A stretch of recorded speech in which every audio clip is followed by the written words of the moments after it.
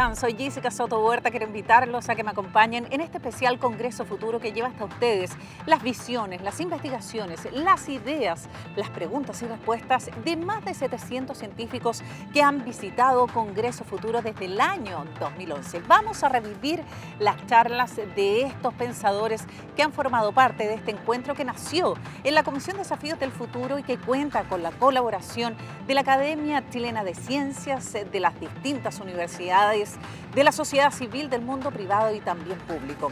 Les queremos recordar que en alianza con la Asociación Chilena de Municipalidades, este especial será transmitido en las distintas plataformas de las distintas municipalidades a lo largo de nuestro país, a través de Congreso Futuro en tu comuna en línea. Queremos partir este especial Congreso Futuro con una entrevista realizada a una de las voces más autorizadas en materia de biodiversidad y medio ambiente. Ella estuvo en Congreso Futuro 2019, Brigitte Batiste, quien actualmente es rectora de la Universidad EAN en Bogotá, Colombia. Veamos.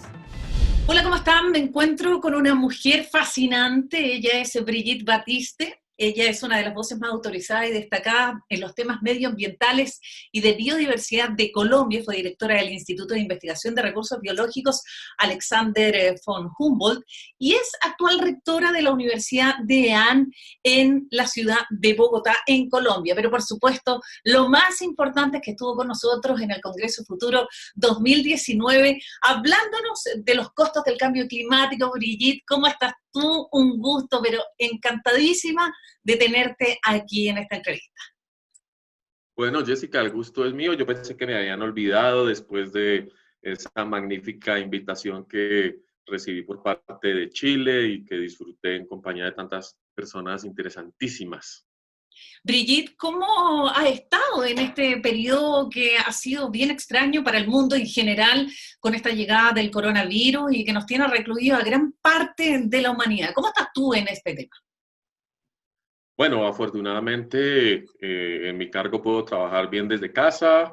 Estoy confinada 6 semanas aquí en Bogotá, pero disfrutando un poco la vida familiar, disfrutando cocinar mucho, cosas que la mayoría de personas a veces no tienen posibilidad de hacer, pero que aquí están bien y trabajando mucho también porque este sistema que creíamos que iba a ahorrarnos el tiempo de la movilidad, de la toma del autobús, para ir al trabajo o venir, lo estamos utilizando, yo no sé, para trabajar más. Entonces son 14 horas al frente del computador haciendo webinars, que decimos nosotros, que en Chile puede tener un sentido muy divertido.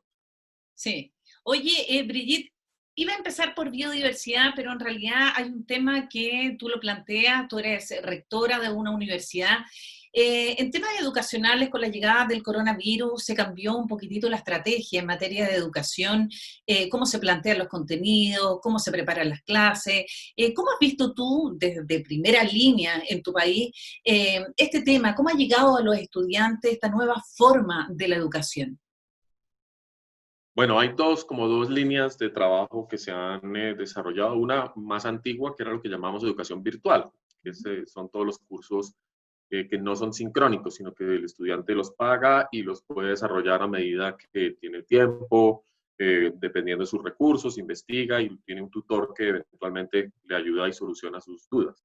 Pero ahora nos enfrentamos a la educación vía remoto, es decir, el docente está al frente del estudiante, pero así como estamos tú y yo, o con las audiencias que vamos a tener, y en vivo interactúa, presenta su clase, presenta sus materiales, y eso es un poco más difícil porque nos falta tal vez poder interrumpir, poder hablar con los compañeros, poder pararnos un momentito y hacer algo. Entonces, la gente se ha adaptado, está funcionando muy bien. En la universidad, afortunadamente, pudimos poner nuestros casi 10.000 estudiantes en el sistema de inmediato porque ya estábamos preentrenados, pero en general la mayoría... ¿Ya habían hecho algo con respecto a esta nueva forma de educación? Sí, la Universidad de EAN tiene una tradición de virtualidad muy grande y muchas plataformas y mucha capacidad, de manera que pasarnos al modelo que llamamos presencial asistido por tecnología fue en 24 horas resuelto. entregamos computadores a los estudiantes que no tenían, mejoramos la conectividad a Internet, la asistencia técnica.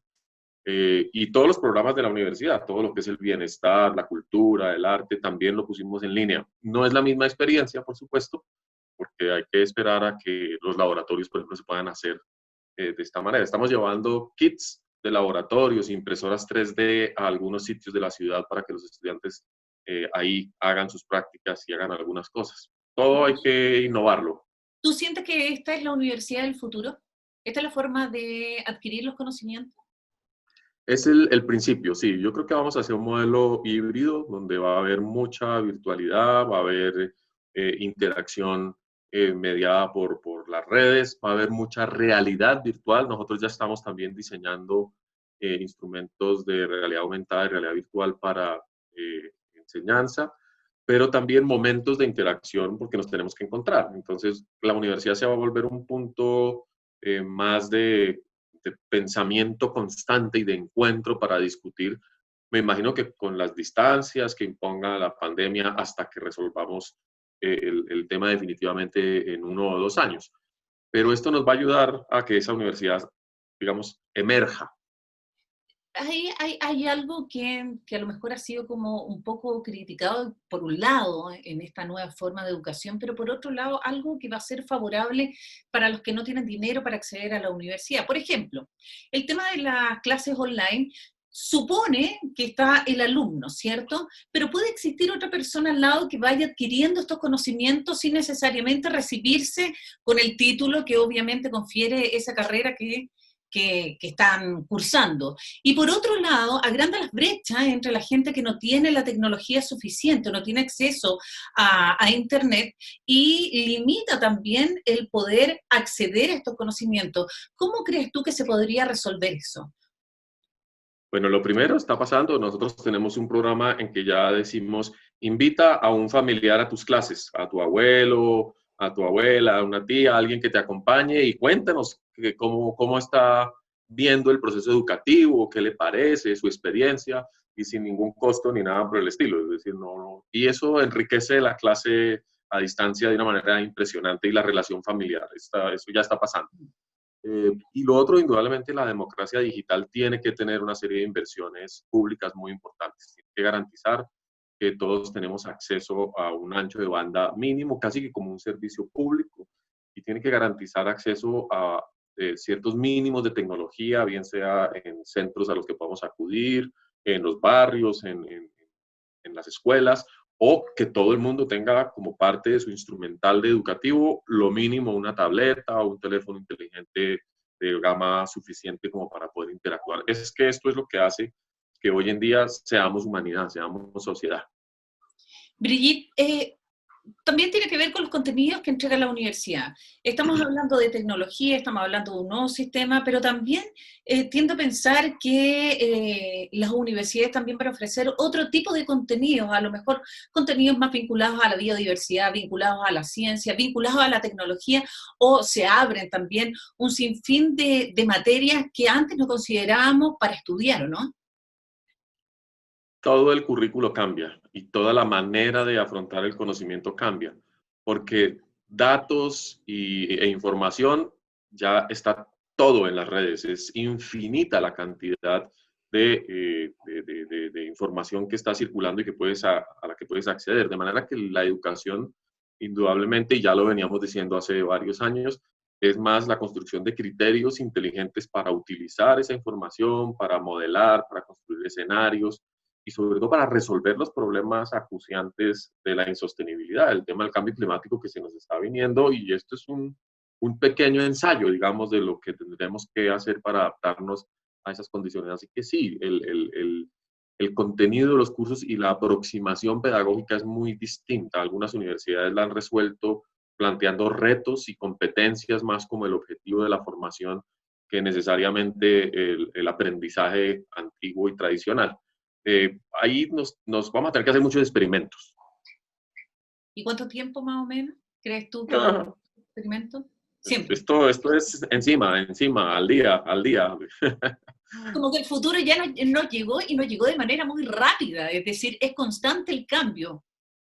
Sí, yo tenía un congreso en París sobre realidad virtual y educación la semana pasada y se supone que era en vivo y uno siempre extraña viajar a París, pero bueno, indudablemente no se pudo, pues la universidad recreó todo su campus en manera virtual, creamos avatares para los 800 participantes del congreso, yo encarné en una de esos avatares, muy, con eso sí, limitaciones en el glamour, pero bueno, el avatar funcionaba bastante bien, se podía mover por el campus y di mi conferencia modo avatar ante un público de avatares muy simpático que requería un cierto manejo porque como esto es contemplado, las personas empezaban a bailar en medio de la conferencia porque oprimían la tecla que no era, algunos se daban a mano, en fin, era un nuevo mundo donde teníamos que aprender a caminar, a escuchar, a hacer las cosas de esta manera, pero funcionó bastante bien. No sé si Congreso Futuro tenga que ser así, ojalá que no, porque yo quiero ir a Chile.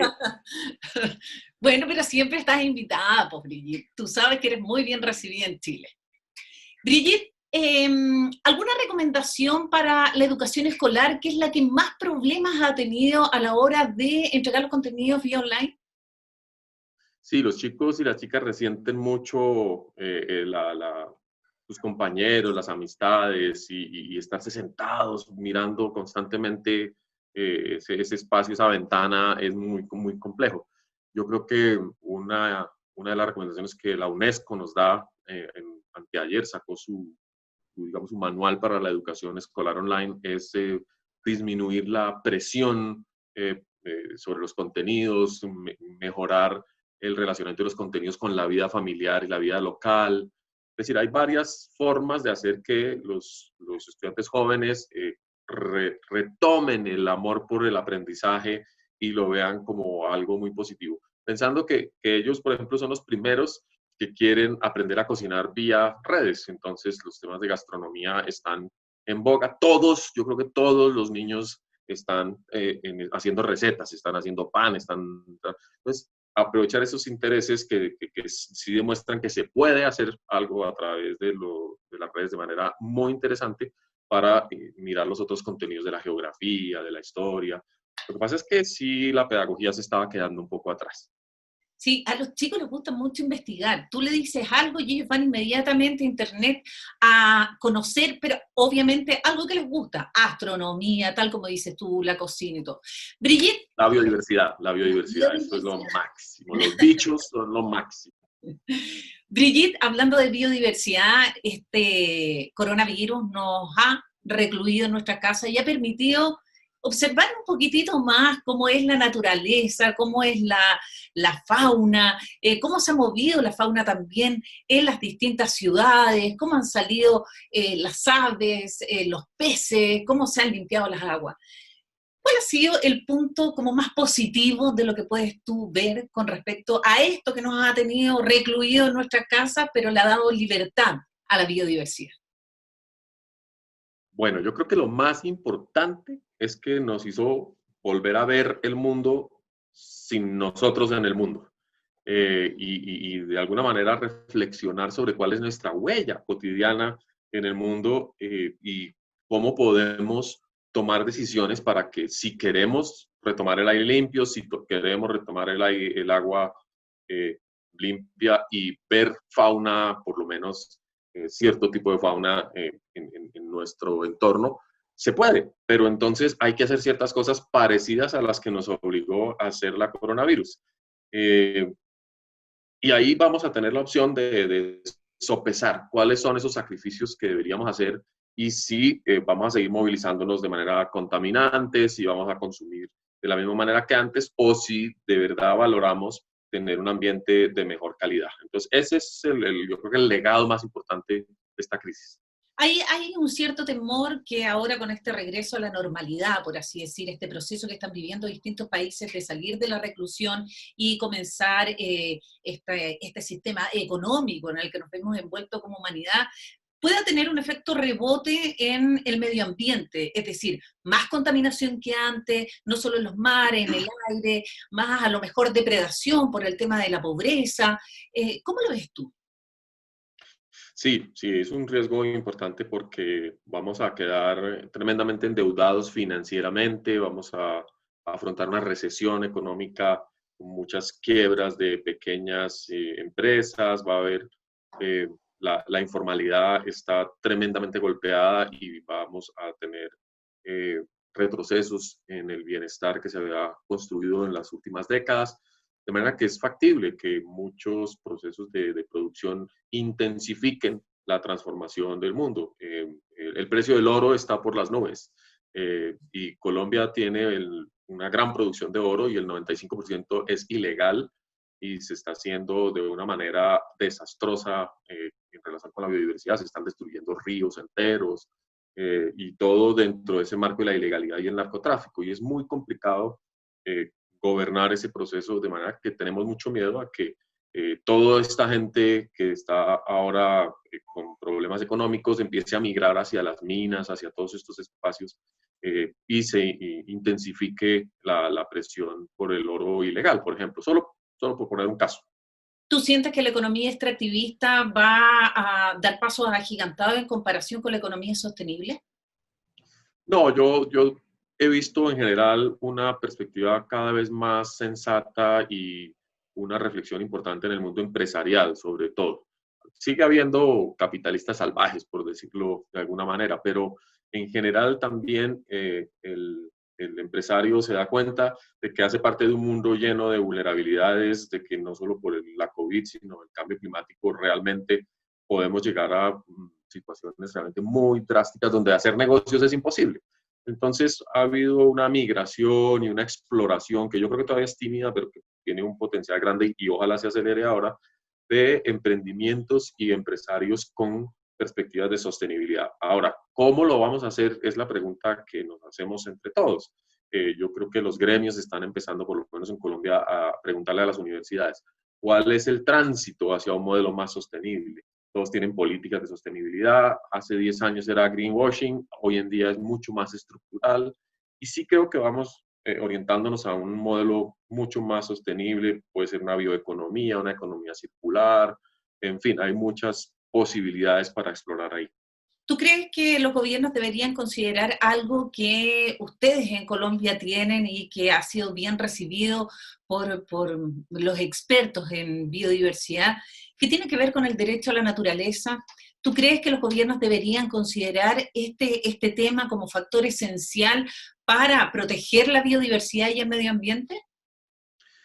Como mínimo, hay que promover una discusión profunda sobre lo que significa eventualmente otorgar derechos a la naturaleza y las implicaciones operativas de ello, porque pues nuestros países tienden a ser muy pródigos en normas y en leyes, a ser avanzados conceptualmente en sus perspectivas eh, eh, de qué es la naturaleza y de la justicia, pero luego cuando hay que poner en práctica esos procesos, pues es muy complicado. Entonces tenemos ríos con derechos, tenemos selvas con derechos, comunidades que están tratando de mover esos derechos, de representarlos, pero realmente no hay una estructura ni un interés general de la sociedad en ello y puede incluso generar el efecto contrario. La gente comienza a saturarse de esas noticias que están un poco distantes, dice, otra montaña con derechos, ay, a ver, otra vez estos locos están saturando las cortes cuando debían estar preocupadas por otras cosas. Entonces, hay que balancear un poco este tema. Brigitte, ¿cómo visualizas la humanidad del mañana a partir de esto? Uy, muy complicado esta bolita de cristal. He visto a los grandes científicos y pensadores todos dudando de cómo vamos a salir. Eh, yo creo que ojalá, aunque sea un poquitito más consciente de nuestra vulnerabilidad, un poquitito más conscientes de que la solidaridad y el trabajo en equipo son la respuesta, son lo que traen rápidamente la innovación, porque sin trabajo en equipo la innovación se vuelve competencia salvaje y acabamos destruyéndonos los unos a los otros en el afán de quién vende el respirador más eficiente, de quién vende la terapia más activa. Entonces necesitamos una reflexión política de ese tipo. Y el cambio climático, pues como sabemos, nos va a romper en pedacitos. Esto es como decía, el primer ensayo. En 15 años estaremos seguramente mucho más sumergidos en las redes digitales, en las realidades virtuales. Ojalá que no se nos olvide que tenemos que mantener los pies en la tierra porque la tierra es la que nos sigue sosteniendo. El próximo año, el 2021, vamos a cumplir 10 años como Congreso Futuro. Bravo, ¿cierto? Oye, ¿cuál es a tu juicio las amenazas o la crisis que va a haber la biodiversidad en 10 años más? ¿O cómo lo visualizas tú? En el futuro, dices, las A los amenazas más próximos 10 graves años. Nosotros en los cumplimos 10 próximos 10 años años. más. Indudablemente la deforestación para nuestro continente sigue siendo la peor amenaza. La IPBES lo ha planteado, la destrucción de nuestras selvas, de los remanentes de ecosistemas silvestres, porque es en los ecosistemas silvestres donde se está ya recluyendo la riqueza genética y la funcionalidad compleja que requiere el planeta para restaurar una funcionalidad en tiempos de crisis climática. Entonces, definitivamente la protección de todos los ecosistemas silvestres es algo muy importante, no necesariamente en sistemas de parques nacionales y áreas protegidas. Necesitamos es que los sectores agrícolas, de infraestructura y de minería adopten la biodiversidad como una parte central de la seguridad de la sociedad. ¿Cuál es tu futuro posible? Retirarme, recibir una pensión, no, eso es cada vez más ilusorio.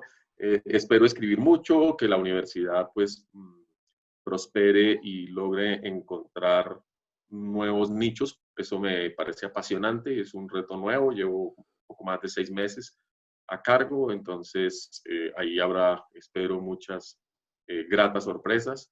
Y bueno, seguir escribiendo, ojalá, y haciendo todo lo posible para tener los méritos y que me vuelvan a invitar al Congreso. Pero por supuesto, las puertas están abiertas, Brigitte. Agradezco mucho este contacto desde Colombia. Y mira, te voy a mostrar algo. Te dije que tenía una sorpresa. ¿Te acuerdas? ¡No! ¡Qué maravilla! Pero de este mismo regalo que tú me diste, Sí, tengo y ya lo leíste, ya sabes tu futuro, esa es tu esta. carta, a ver. No, preciosa. Pero ¿sabes Tienes, por qué?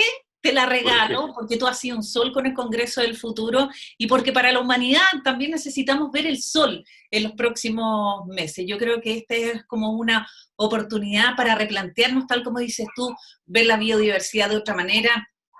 La tecnología nos ha permitido ampliar también nuestras redes, tener un conocimiento distinto, pero también darle crédito e importancia a cosas tan pequeñas que veíamos antes, como un abrazo, como un cariño, como un beso. Son cosas que nos hacen cambiar el pensamiento y también el futuro. Así que muchas gracias, Brigitte, por este contacto. Muchas gracias, Jessica, y a todo el equipo de Congreso Futuro, por supuesto, un gran abrazo. Ahí estaba Brigitte Batiste, actual rectora de la Universidad EAN de Bogotá, Colombia, que nos habló acerca de la educación del futuro, de la biodiversidad en tiempos de cuarentena y qué es lo que sucede con el COVID-19. Hacemos un breve alto, tenemos una sorpresa al regreso.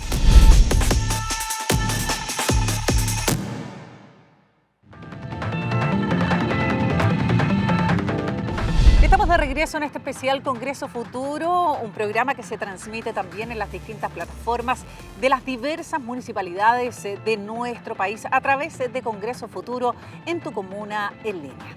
La tuvimos en el bloque anterior en una entrevista, pero queremos saber qué nos dijo cuando visitó nuestro país en el año 2019. Su charla, el costo del cambio climático, costo que ejemplificó con el cacao y el chocolate. Veamos qué nos dijo Brigitte Batiste en su visita a Chile.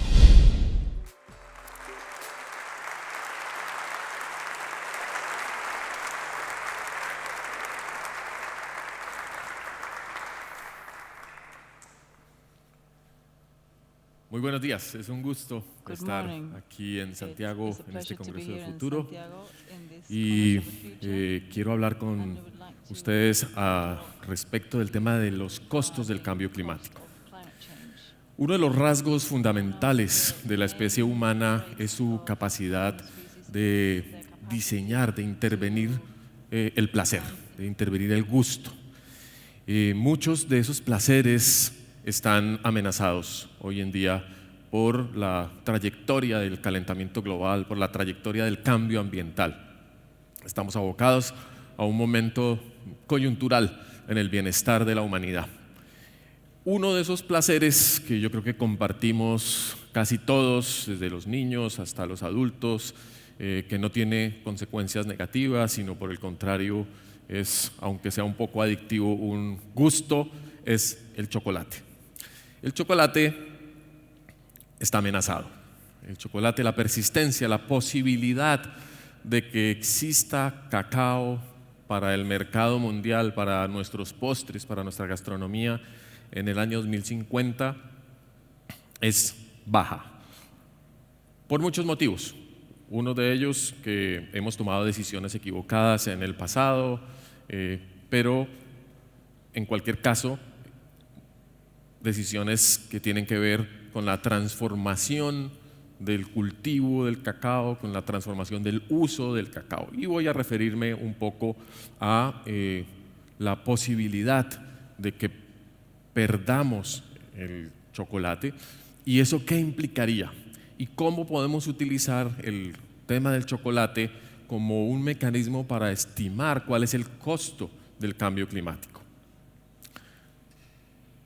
Si perdemos el chocolate, tendríamos un vacío prácticamente incalculable, no solo por el dinero que hay involucrado en la industria del cacao global, sino por el gusto que implica, por el goce que implica tener chocolate. Hace 5.300 años, algunas tribus indígenas en el Perú y en Ecuador comenzaron a domesticar el chocolate. El chocolate es un producto típicamente americano, es un producto típicamente tropical, es un producto que proviene del Amazonas. En el mapa ustedes pueden observar en colores las zonas donde están las especies de chocolate. Hay varias especies del mismo género, Theobroma, que quiere decir la bebida de los dioses, que existen en este momento en la selva amazónica. Y en el mapa de abajo podemos ver la importancia mercantil, por lo menos, de una industria gigantesca que hoy en día existe alrededor del chocolate.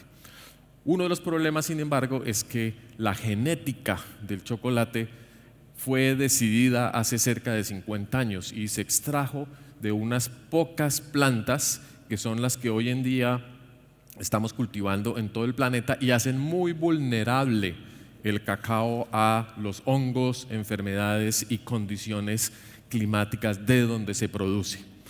Cuando vamos nuevamente al Amazonas a recoger los genes para mejorar, para arreglar, digamos, la producción de cacao, nos encontramos con un problema gravísimo. La gente está deforestando. Se está deforestando la Amazonia a una velocidad gigantesca para sembrar cacao.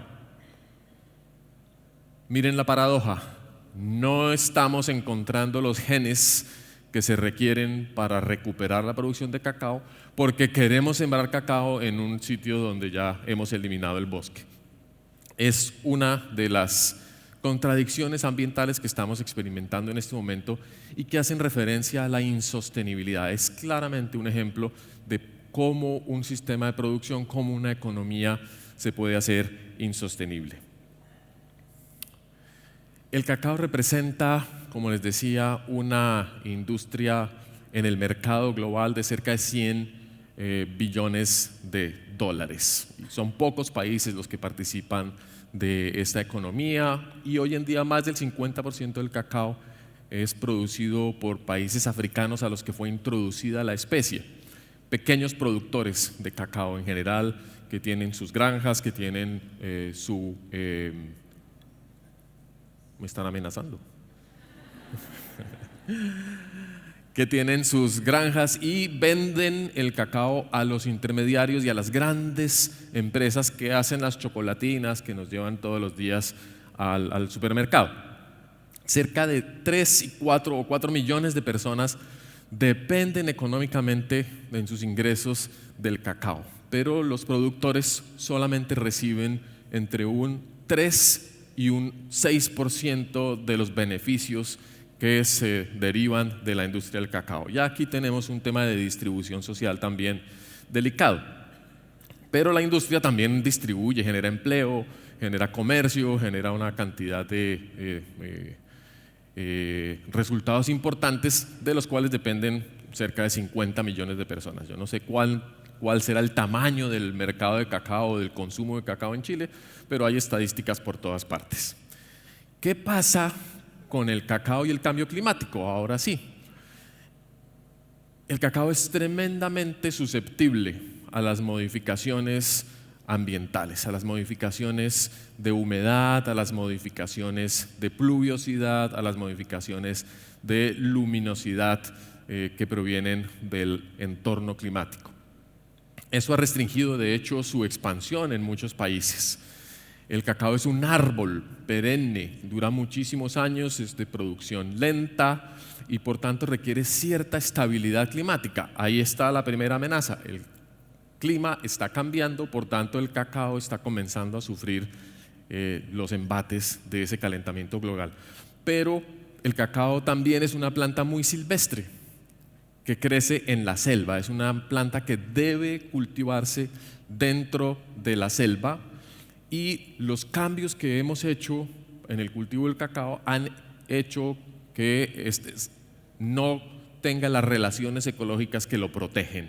Y aquí en esta imagen ven ustedes, digamos, la complejidad de aspectos que permiten que exista el cacao. El cacao requiere unos microorganismos en el suelo muy particulares. El cacao requiere un ciclado de nutrientes, de nitrógeno y del fósforo que se da en condiciones térmicas muy particulares. Requiere cierta cantidad de lluvia, requiere que los monos y los loros distribuyan las semillas lejos para que haya intercambio genético. Y sobre todo requiere polinización. Este mosquito que tenemos acá es probablemente el polinizador más importante del cacao, pero no es el único. Es uno de 34, 35 insectos que se han identificado que polinizan el cacao, que tiene una florecita muy mañosita, decimos nosotros, que dificulta la polinización. Este insecto es primo del zancudo que transmite el dengue, pero nos transmite a nosotros el chocolate. Entonces hay que equilibrar un poco o hacer justicia con los mosquitos. Pero para vivir este mosquito requiere que haya hojarasca en el piso de las plantaciones, requiere que haya pozas de agua en pequeños recipientes, normalmente en troncos, en charcos, requieren unas condiciones muy particulares que solo se obtienen en el ecosistema original, en el ecosistema silvestre. Cuando destruyes las condiciones ecológicas, destruyes al polinizador y la producción de cacao se va al suelo. Entonces uno debería decir, tenemos que compensar adecuadamente el servicio de polinización, las contribuciones que nos está haciendo este insecto al bienestar y al disfrute del cacao. Pero no solamente los aspectos biológicos son fundamentales en la persistencia de un producto, los aspectos culturales son indispensables. Cómo se llegó al conocimiento del cacao, qué clase de planta es, cómo vive, todo ello es un modelo mental, todo ello es el resultado de una forma de entender el mundo. Y el cacao nos muestra que hay muchas formas de tratar de producirlo. Está en un proceso aún de domesticación, si lo pensamos desde una lógica occidental, o de un proceso de aprovechamiento y de simbiosis, si lo pensamos, por ejemplo, desde la perspectiva de muchos pueblos indígenas. Necesitamos construir un modelo de esa cacaósfera a la que he hecho referencia anteriormente, un modelo ecosistémico y social que nos permita recuperar el cacao para tener chocolate. ¿Qué hay en la mente de las personas que cultivan chocolate o que lo procesan o que aspiran beneficiarse del buen manejo ecológico que se haga? De cierta manera, lo que estamos necesitando es un modelo de comunicación colectiva en el que todos los actores de la cadena productiva del chocolate entiendan lo que les acabo de mencionar, entiendan la importancia del mosquito, entiendan la importancia de los microorganismos, entiendan las interacciones ecológicas y sociales que nos llevan a tener barras de chocolate. Eso es como la telepatina, como la idea de un gobierno en el cual todos tenemos la posibilidad de conversar y de construir un modelo mental en tiempo real y compartido. Esta imagen es del pintor Pablo Amaringo de Perú y es una imagen del uso de la ayahuasca, que es típica de los pueblos originarios de donde hay cacao. La ayahuasca, se dice, permite una comunicación perfecta entre los miembros de una sociedad para que todas las decisiones estén acordadas de manera positiva para la gente. No es que todos tengamos que tomar ayahuasca, por supuesto, pero sí que necesitamos mejorar la calidad de nuestras decisiones, la calidad de la comunicación para tomar decisiones entre ciencia y política. Y eso es lo que estamos comenzando a hacer con las plataformas intergubernamentales, con la IPBES, que es la que tiene relación con biodiversidad y servicios ecosistémicos.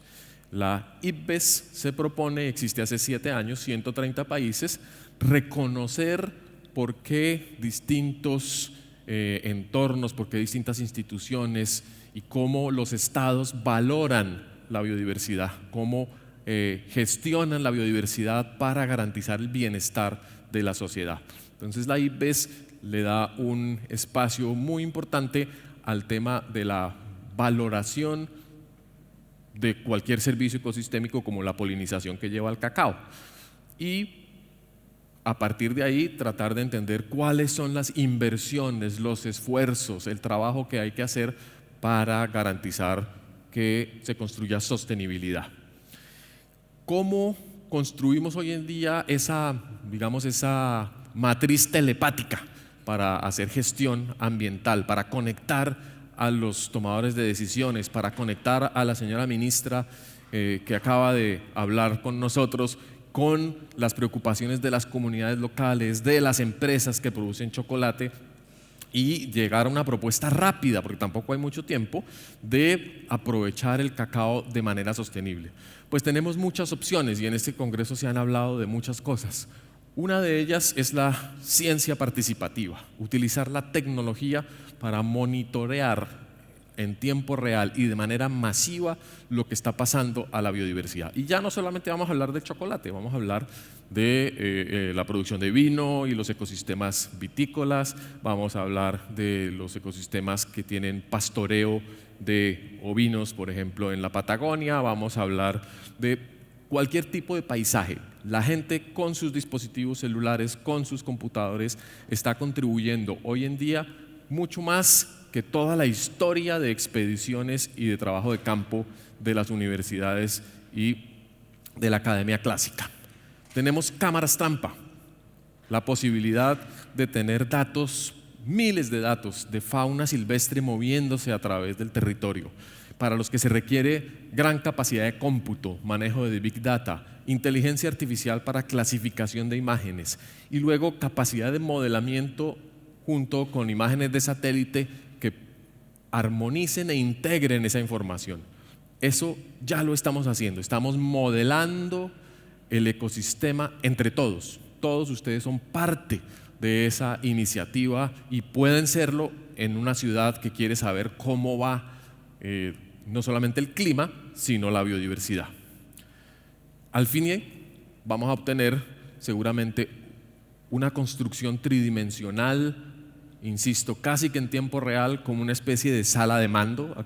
Ustedes veían Star Trek, el famoso sitio donde se encontraban para hacer entrenamiento y simulaciones, en el cual vamos a tener ecosistemas virtuales, donde podamos enseñarle a los niños cómo funciona el ecosistema y qué estamos haciendo en ese ecosistema.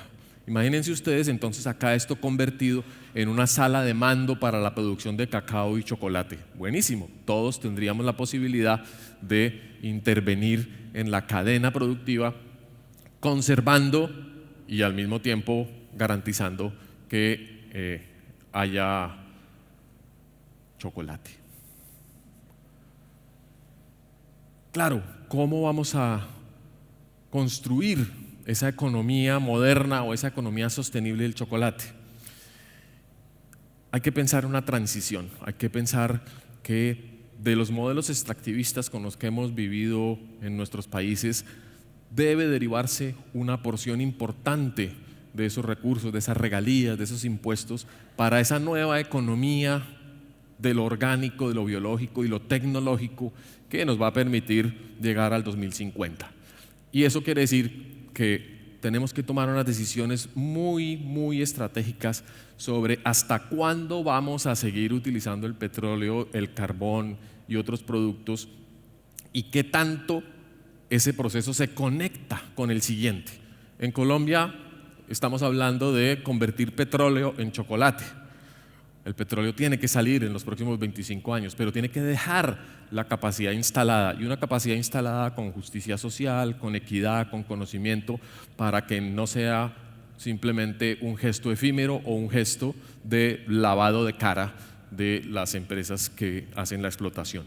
Hoy en día tenemos concursos de cacao sostenible, cacao amigable con la biodiversidad, cacao con denominación de origen, y seguramente ustedes ya están adquiriendo chocolates que les garantiza que vienen de comercio justo, que protegen las fuentes de agua, que protegen las aves.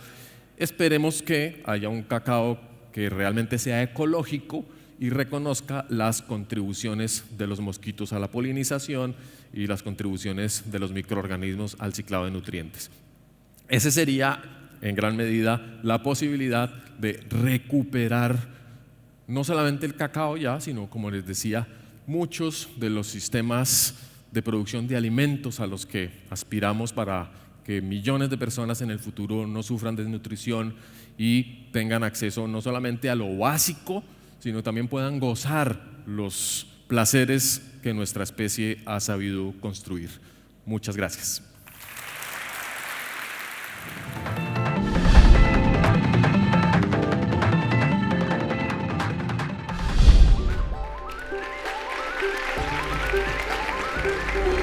Bueno, muy buenas tardes a todos y todas. Para mí es un agrado ver esta sala llena, principalmente porque el panel de lo que vamos a tratar hoy día, el morir, es normalmente uno de los temas que normalmente menos queremos tratar. Hay buenas razones por las cuales hablar de la muerte complica.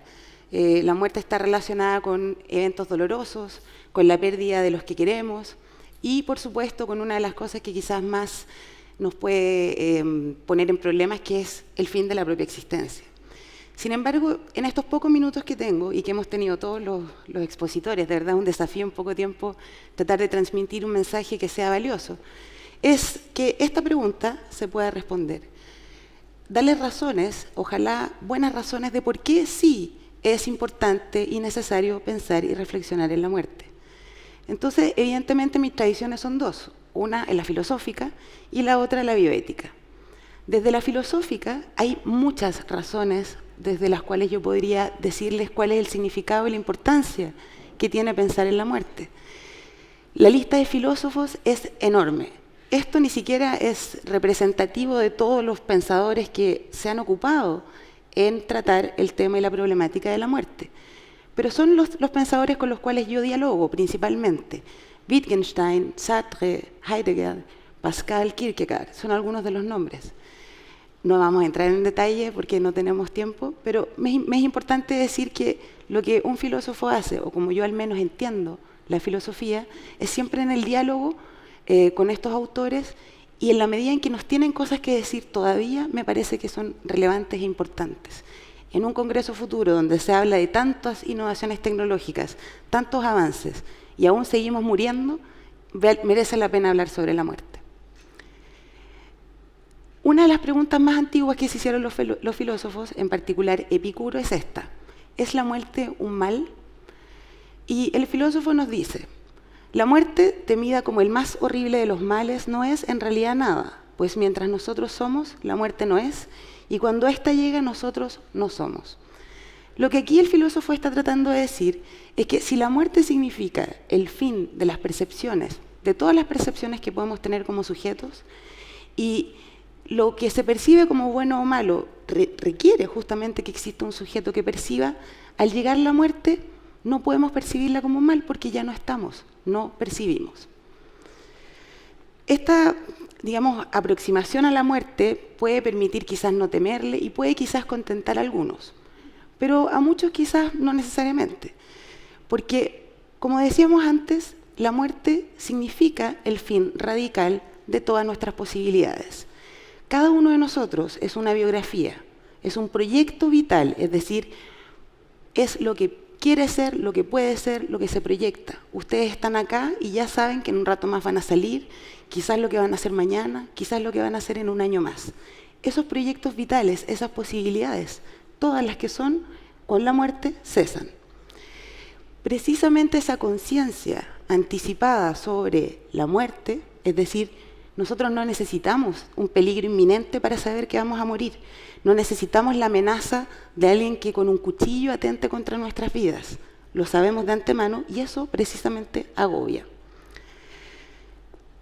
¿Y en qué sentido uno puede decir que la muerte es un mal?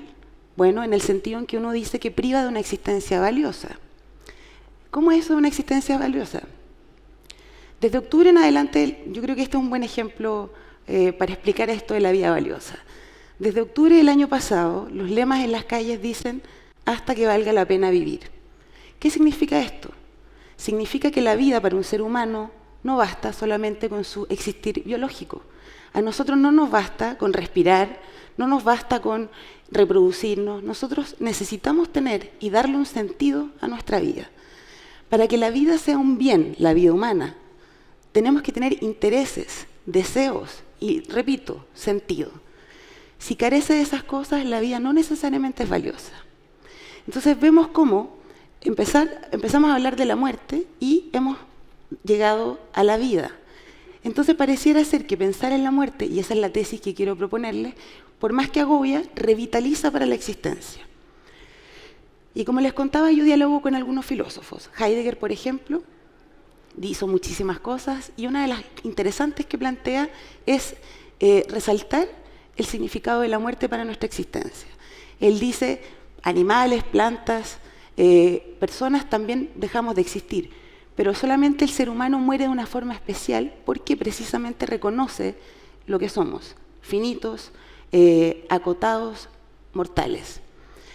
La única gran certeza de la existencia, según Heidegger, es precisamente la muerte. Y de hecho nosotros podemos decir que cuando nacemos no sabemos qué vamos a estudiar, si vamos a ser felices, nos vamos a enamorar, no sabemos nada. Pero lo único que siempre sabemos a ciencia cierta es que en algún momento vamos a morir. Y curiosamente no sabemos cuándo. Esa es como de las paradojas de la existencia, ¿no? Una certeza, sabemos que vamos a morir, pero no sabemos cuándo. Lutero decía, la muerte llega como un ladrón en la noche. Entonces el morir para un humano, o para nosotros, hasta donde sabemos, por supuesto, significa reconocer que somos finitos, que somos mortales, y esto puede ser muy agobiante, pero yo creo, y eso es lo que quisiera también transmitir, que despierta al más acá. Despierta, esta misma palabra que desde octubre en adelante ha sido muy importante. ¿Qué significa que despierta para el más acá? Significa que quienes ven en la muerte un momento de trascendencia, una puerta, por ejemplo, para un más allá, para una reencarnación, tienen varias otras posibilidades de seguir existiendo, de seguir sus deseos, de cumplir metas, porque la vida pareciera que les continúa, ¿verdad? Pero si uno piensa que la muerte efectivamente es un límite, efectivamente es el fin de las posibilidades, inmediatamente esta vida que tenemos nosotros cobra más sentido, tiene más fuerza y más importancia. En el más acá, aquí en la Tierra, en el contexto en el que estamos. Y bueno, para graficar esto un poco más claro, se me ocurrió hacer un gráfico. Me disculpan, los filósofos no nos entrenan para hacer gráficos ni presentaciones en PowerPoint. Esto es un tremendo esfuerzo, con mucho cariño. Vamos a imaginar que esa línea, esa flecha burdeo, es la vida de Luz. Luz es una mujer que nace y muere a los 90 años. Evidentemente en la vida de Luz pasan muchas cosas. Luz se casa, estudia medicina, se divorcia, se casa de nuevo. La vida es compleja, lo sabemos. Se va a Ecuador, retorna a Chile, y bueno, pasan 1000 cosas en esos 90 años de existencia de Luz.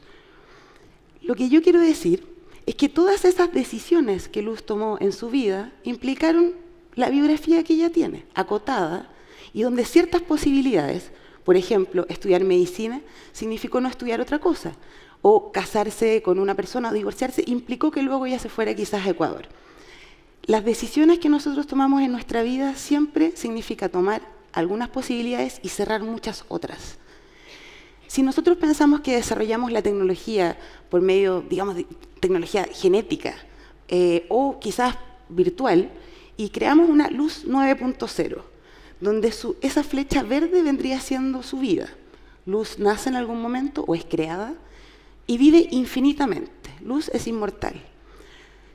La flecha pequeñita burdeo que representa la biografía de luz significa una cosa muy pequeña dentro de la biografía posible de luz 9.0.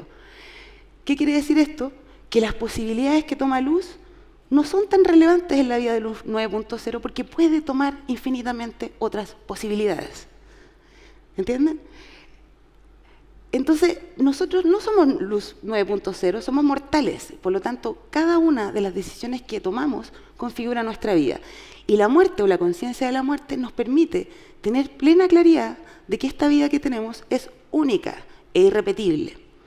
Eso puede ser agobiante, pero insisto, también nos posiciona con una responsabilidad absoluta ante cualquiera de nuestras decisiones. Nos hace ser totalmente conscientes de que nuestras posibilidades son acotadas y por lo tanto valiosas. Nos compromete con la acción y nos hace responsables. No tenemos 2 o 3 o 4 vidas para hacer ensayo y error, es esta. Y por lo tanto, el nivel de compromiso que podamos tener con nuestras acciones no es a nadie más que desde nosotros mismos. Pero yo también decía que hay razones pragmáticas. Las otras son razones filosóficas, que en el fondo permite pensar en la muerte, un volver a la vida y darle un sentido de acción en lo que ustedes consideran que es valioso. Las razones pragmáticas son de otro tipo. Las tecnologías médicas, desde el siglo XX en adelante, han permitido muchos avances y asuntos que nosotros encontramos maravillosos. Reducir la muerte prematura, prolongar la existencia, vivimos más que nunca. Sin embargo, también tenemos otros desarrollos, como por ejemplo la reanimación. Antes las personas, tienen que imaginarse, fallecían cuando había un paro cardíaco y fallecían. No había forma necesariamente de reanimarlos. Ahora tenemos tecnologías para reanimar. Tenemos también técnicas de soporte de funciones vitales, como respiración artificial. Tenemos nuevos estados de muerte. Antes teníamos solo la muerte cardíaca, ahora tenemos la muerte cerebral, por ejemplo. Todos estos asuntos, digamos, como de los nuevos avances de la tecnología médica, nos obligan también a pensar qué significa la muerte, y en particular esta pregunta: ¿qué es eso del buen morir? Si antes se pensaba que quizás el buen morir era llegada, que era la visión tradicional, cuando uno envejeciera, ojalá en el sueño, ojalá en la casa, esas cosas son cada vez menos cotidianas. Las personas morimos en hospitales, en instituciones, y a veces bajo decisiones, a veces no bajo nuestras propias decisiones. Y eso a mí me parece grave. En sociedades pluralistas como las nuestras, ¿qué significa eso? Sociedades que tenemos distintas valoraciones de lo bueno y lo malo, donde mi proyecto vital como filósofa quizás es distinto del proyecto vital de un músico, de una persona católica, pero en la medida en que mis proyectos o nuestros valores no interfieran con la vida de los otros, tendrían que ser legítimos. Y eso es un desafío político, asegurarnos a cada uno de nosotros desarrollarnos con nuestros diversos valores y nuestras diversas formas de entender la buena vida. La buena vida y el buen morir se han vuelto asuntos subjetivos. No existe una sola forma de vivir bien ni una sola forma de morir bien. Y en este sentido, el buen morir tiene un valor individual, profundamente individual, y tiene que ver con lo que hablábamos antes, el valor de la propia vida, si uno considera o no que una vida es valiosa. Y si pensamos, por ejemplo, que hay casos, y hay casos, donde la existencia se torna un sufrimiento, una carga, donde la vida para la persona que la vive es puro sufrimiento, la muerte deja de ser un mal, e incluso es una opción y una salida. En este momento está el proyecto de eutanasia y el suicidio asistido en el Senado. En marzo debería ser discutido. A mí me parece que es una de las formas importantes en las cuales nosotros permitimos a las personas, esto que hablamos de ser diversos y tener diversos valores, es importante tener esta posibilidad. Entonces, ya acercándome a las conclusiones, desde la filosofía uno puede decir la muerte, sin duda, la muerte y el morir constituyen dilemas de los más centrales de la existencia humana. No hay tecnología que permita aún controlar eso. Y hemos avanzado muchas cosas, pero no hemos logrado detener la muerte, ni la propia ni la de los otros. Pese a lo que agobia pensar en la muerte, considero, y muchos filósofos, esto no es que lo diga yo solamente, pensar en la muerte libera para la existencia y nos genera esto, la idea de ser protagonistas, no espectadores de nuestra vida, sino tomar nuestra vida y las decisiones con absoluta claridad, porque cada decisión que tomemos cierra otras tantas posibilidades, y no tenemos tantas vidas como para hacer ensayo y error. ¿Es la muerte siempre un mal?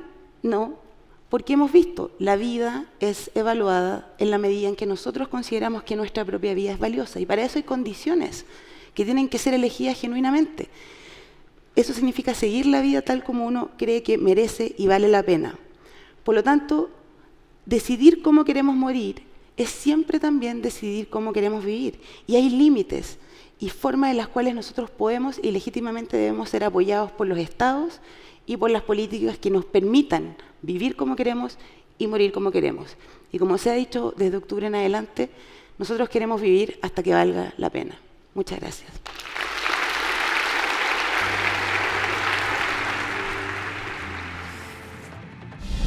Decidir cómo queremos morir es decidir también cómo queremos vivir. Ahí estaba Diana Urenque, quien estuvo en Congreso Futuro este año 2020 hablando de morir. Esta doctora en filosofía y también vicedecana de investigación y posgrado de la Facultad de Humanidades de la Universidad de Santiago. Les recordamos que estamos revisando lo que han sido las exposiciones de los más de 700 científicos, investigadores, expertos nacionales e internacionales, quienes nos plantean los desafíos del futuro en las distintas disciplinas de la ciencia.